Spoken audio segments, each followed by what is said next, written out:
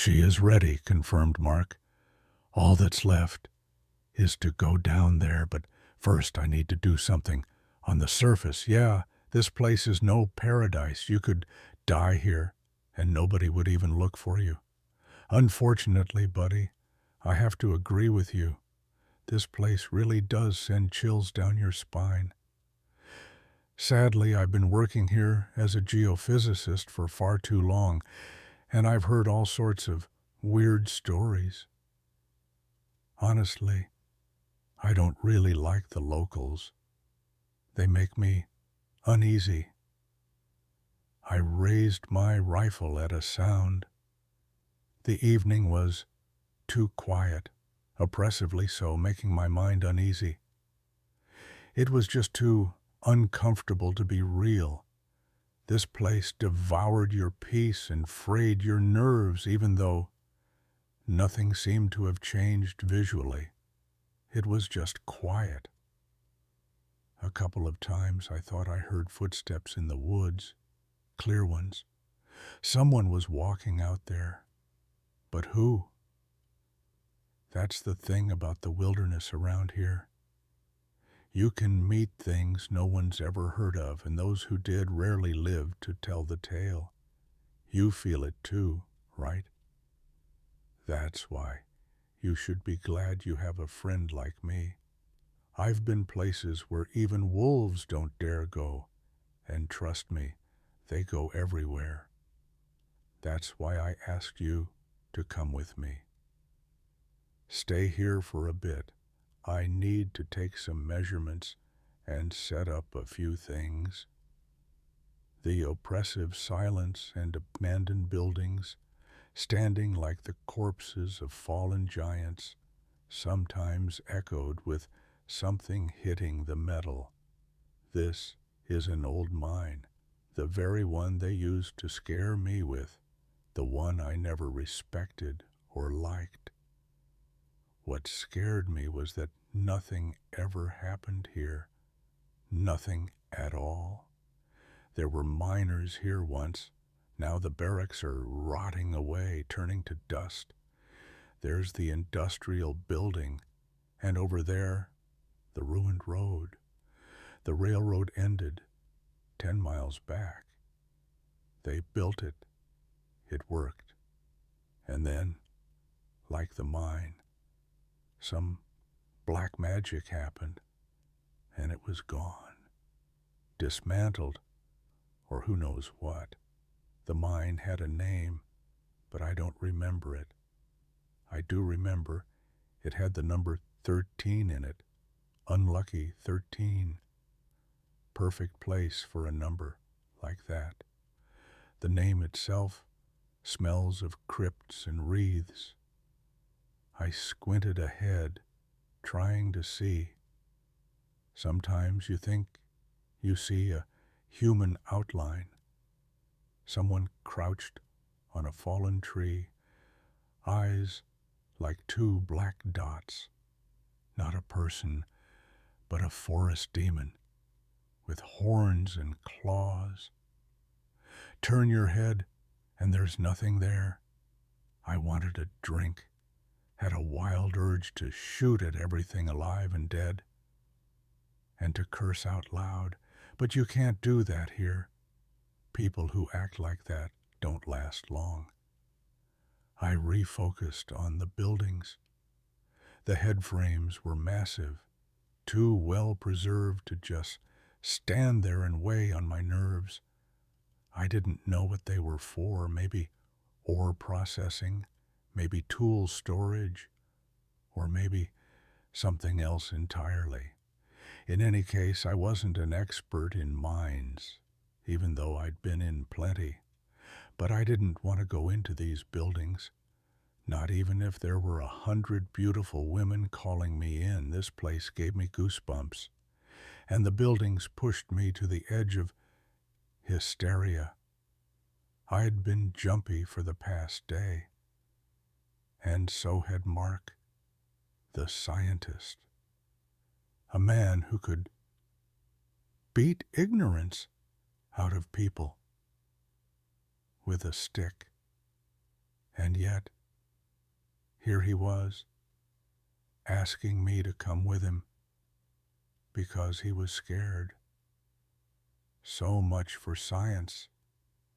Step across the threshold, and you start believing in boogeymen.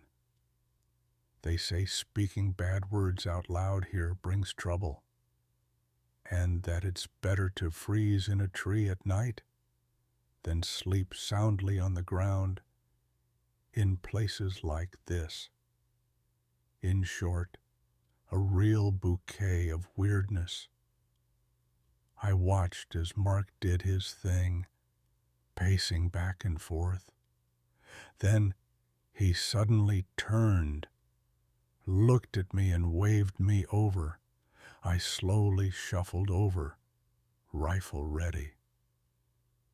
"Do you hear someone banging on the metal?" I whispered, my voice trembling, my hands shaking. At first, my buddy almost lost it right here. Thought it was all over, but then realized it was probably just the wind making something bang in the mine. "Mark, why are you whispering?" "It's just too quiet," he said, "and it feels like something's watching us." I turned away from my companion, raised my rifle, and fired into the woods just to hear a sound. The bullet flew into the bushes. I wanted to curse, shout, stomp my feet, tell everyone what I thought, but I just fired to break the oppressive silence. Mark put a hand on my shoulder and lowered my rifle. "You feel better now?" "Yeah, actually." "Do you hear anything?" "Nope." They stopped banging. The suffocating fear gripped our throats even tighter. "We don't have to go all the way down into the mine, do we?" "We do, but not too far. We just need to go a little way down. I need to do some things there. We'll spend the night and head back in the morning." "Mark, if I were you, I'd think 3 times before going down there, let alone spending the night." "Yeah, this place gives me the creeps too, but I know where we need to go and how to get down. I have a map. That building over there has the entrance to the mine. The elevator doesn't work anymore, but there's a staircase next to it. We'll go down to the first level, I'll do my thing, and tomorrow we'll leave." "Honestly, I'd rather sleep on the surface. At least you know what to expect up here. Down in the mine, there could be gas or worse." "Well, there could be worse things, but I'm not sure. There's nothing to eat down there, and evil spirits don't like coal. Everything alive is up here. So maybe there's something down deep, but not near the surface. Plus, we'll be together, watching each other's backs. Good thing you have a map, or I wouldn't go down there at all. Come on, don't be scared. Nothing will happen to us. I've been briefed." "Yeah, you've been briefed, but no one told me anything. Why is a geophysicist crawling around abandoned mines?" "Honestly, nothing magical. I have to take various measurements, especially magnetic ones. And let me tell you, the magnetic field here is all messed up. And there are problems with the mine itself. Or rather, with the records." "What's wrong with the records?" "Well, you're almost a local. What have you heard about this place?" "Exactly.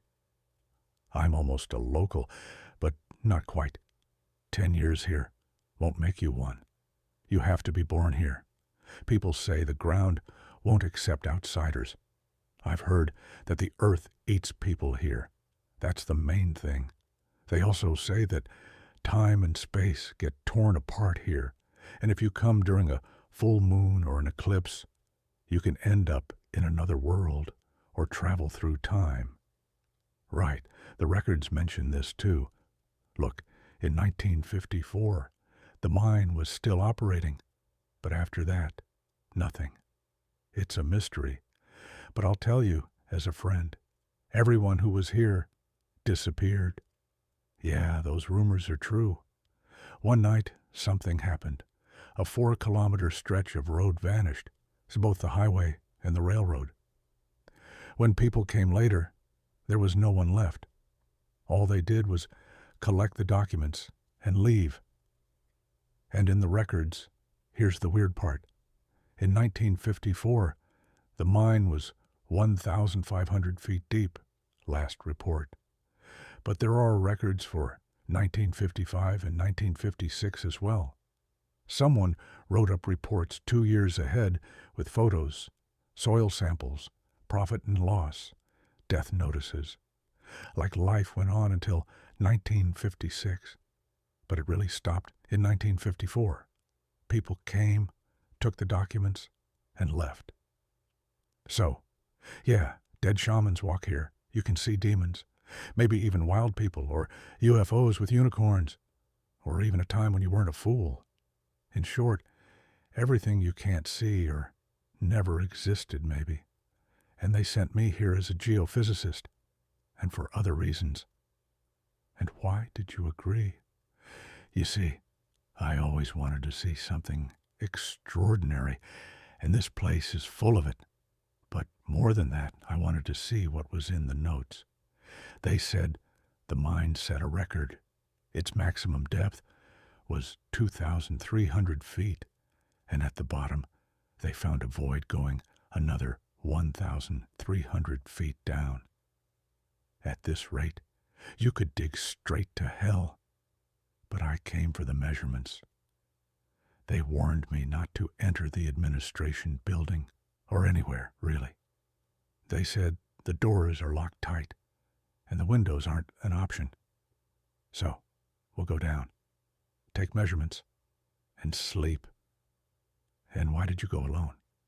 Well, there were 4 of us at first, but when it came time to decide who was going, James broke his leg, and the others, flat out, refused. But someone had to go. Brave of you. All the sane people stayed home. One even broke his leg on purpose, and you went anyway. They just don't have the spirit of adventure. I know where that leads, though. Yeah, I remember you telling me about that, Mark said. We slowly walked across the site. Maybe it was just my imagination, but it felt like something evil had retreated, like things got easier. Maybe it was just the conversation, but either way, it helped. The descent to the mine level didn't take long, about an hour. As we went down, I tried to listen carefully. The mine itself was quiet and dead. No more banging, no whispers, no screams. Just endless darkness and silence. We set up camp right where we climbed down. Mark said his measurements would take a while, so I could start making dinner. It took about 2 hours. Sitting in the mine, I noticed I was starting to calm down, maybe because any danger could only come from one direction, or maybe because the mine was so massive, or maybe I was just too tired to be scared, or maybe it was the food heating on the gas stove, the smell filling the mine. I was glad to be here, even though I knew it was safer on the surface. When dinner was ready, Mark came back, a bit worried. What happened? Nothing much, he said, grabbing his ration. Strange thing. The magnetic field is acting weird on the surface, like a storm. But down here, it's normal. That's not right. Magnetic fields don't work like that. They're either there or they're not. Not one way up top and another down here. And there are other oddities, too. Like what? For example, it's normal to find gold or silver in a coal mine, but here, for some reason, there's ilmenite, That's a big question. What's that? Ore used to make titanium. Coal is organic. And ilmenite is an oxide mineral. So, in plain English, weird stuff is happening here. I've seen at least 2 things that shouldn't exist. Or maybe I just don't understand, but that's unlikely. I've been doing this a long time and seen all kinds of weirdness, but this is a real anomaly. Several even. You're an anomaly yourself, Mark. Normal people wouldn't come here, but you did. Yeah, sometimes I regret it, but on the other hand, I always wanted to see something mystical. You could have just asked me. I would have told you all about it. With my past, you'd believe in miracles. I've heard stories, too, some real wild ones, like the one about the weather station in Montana. You can't even say for sure if it was real, but it was a creepy place. What was so special about it? It's just a weather station, I said, eating a chocolate bar. I'll tell you. The legend goes it was 1987, a harsh winter. The staff spent the week not working, but digging outdoors and trying to survive. It was freezing. At night, they started noticing handprints on the windows, as if someone pressed their hands to the glass from the outside, warming it, then pulling away. That was strange. Who could do that in such weather? Then the storm stopped, but the prints increased, yet there were no tracks in the snow. One guy decided to stay up and see who was leaving the prints. That night, he suddenly jumped up, shouting, "Guys, I see eyes," and ran outside. There was silence for 3 minutes, then screams. The others grabbed what they could and rushed out. But after a few minutes, the guy came back, too calm. He said he'd seen some lights and didn't know what it was, but it was fine. The next morning, someone went outside, found tracks, his glasses, his notebook, and a note. Help. They. It was strange, but not critical. He tried to talk to his colleagues, but they thought it was a joke. The handprints kept appearing, but everyone assumed it was a prank. Let's call the guy who found the notebook Mike.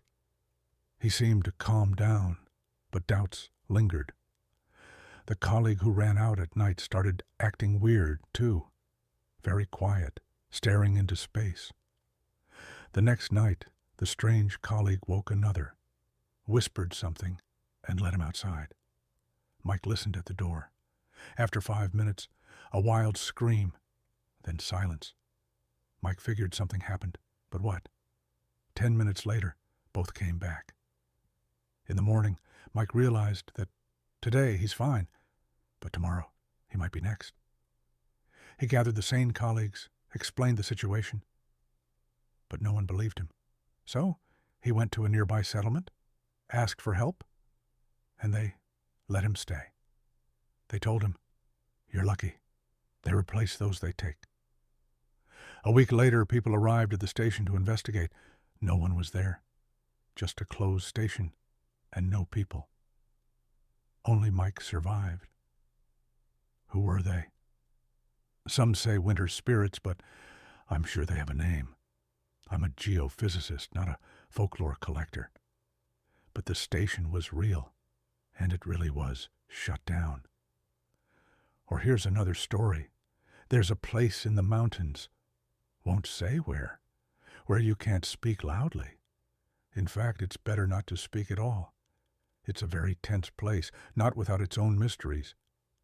We crossed the pass with 4 guides, and they told us not to speak loudly, only whisper in each other's ear. No shouting, not even sneezing, unless into your jacket. The legend is that the echo there is strange. Guides say it's not an echo, but something repeating after you. Everyone has their own. If you speak loudly, the echo will repeat. If you speak often, it will answer. And if you don't leave before dark, the echo will kill you.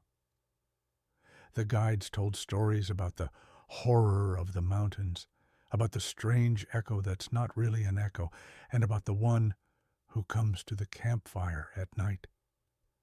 They called it different things. The one who repeats, the one who comes at night, or the one who takes your voice, because it will have your voice.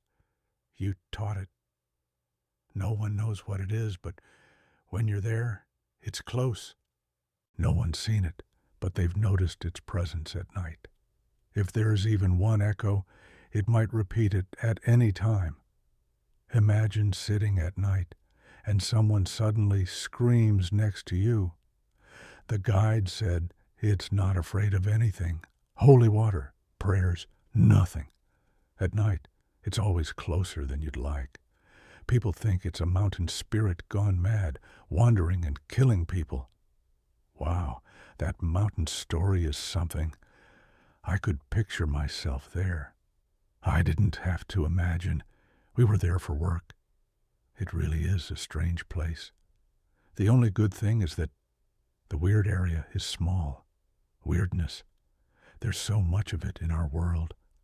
I have stories too, but mine aren't legends. They're real. With your past, you could write a book. Yeah, a multi-volume one, I whispered, staring into the darkness of the cave. So here's what happened. We were clearing out a small village. Classic. Iron one way, valuables the other. Small stuff in your pocket. There were two of us, me and another guy. Everything went fine, as usual, until evening. At dinner, my partner showed me a rag doll. I don't like dolls, especially those with human-like eyes, or that look too much like people.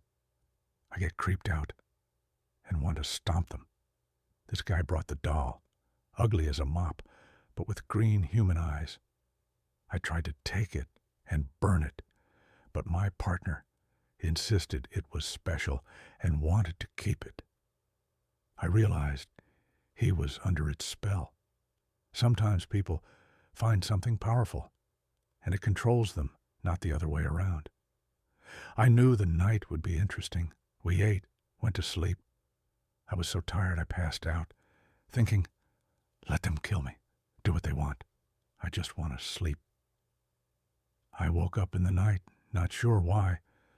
My partner was gone. Just his sleeping bag left.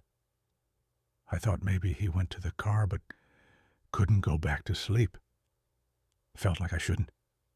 I stood by the fire, thinking what to do. Suddenly, I heard footsteps behind me and a thin, creepy voice right in my ear. Daddy, is that you?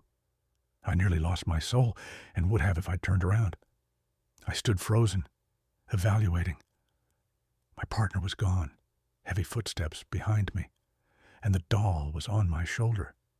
Yes, the voice was right in my ear, and I was sure if I turned around, that would be the end. I realized I hadn't woken up on my own. The cursed doll had climbed onto my shoulder and woke me. I spent the night staring at the fire, too scared to pray. My partner never came back. At dawn, I found a trampled clearing, 4 meters behind me. Something had been waiting for me to look, but I didn't, and that's why I'm still alive. Why even take junk like a doll? I don't like them either. Exactly. People are strange. Who knows what goes on in their heads? Anyway, enough stories. Time to rest and head back tomorrow. Did you finish all your analyses? Yeah, unfortunately. I don't even know how to explain them. I think this place will become a restricted area after my report. Maybe so.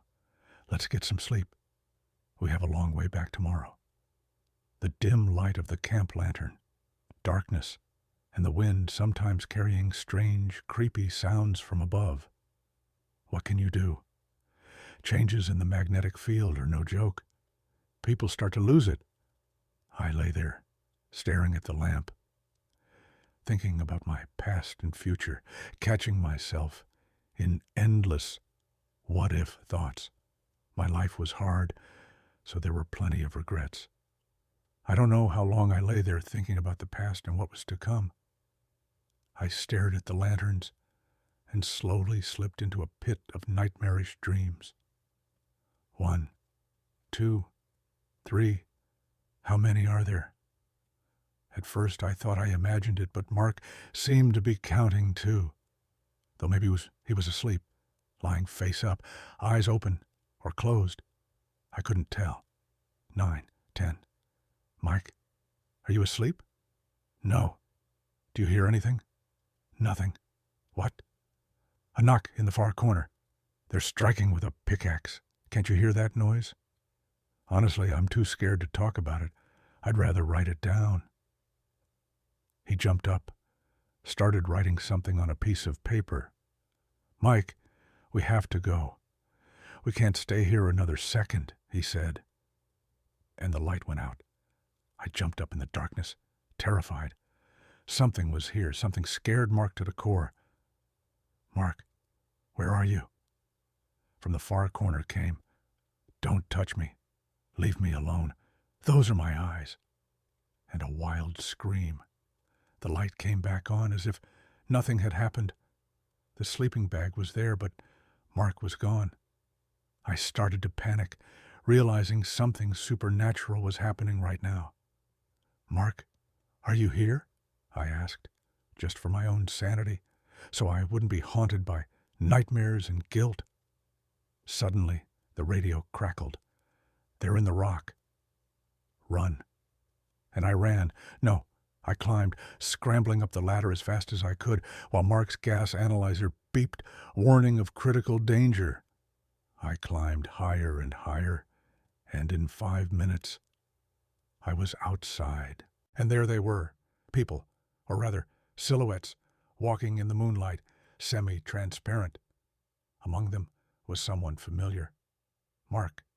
He saw me. His dark, transparent figure approached. This is an anomaly, a magnetic field shift. You won't believe it, but it's 1956 here. Our time hasn't come yet. Run away.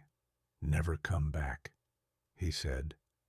And of course, I took the advice of my vanished friend and ran, wondering why I was spared such a terrible fate.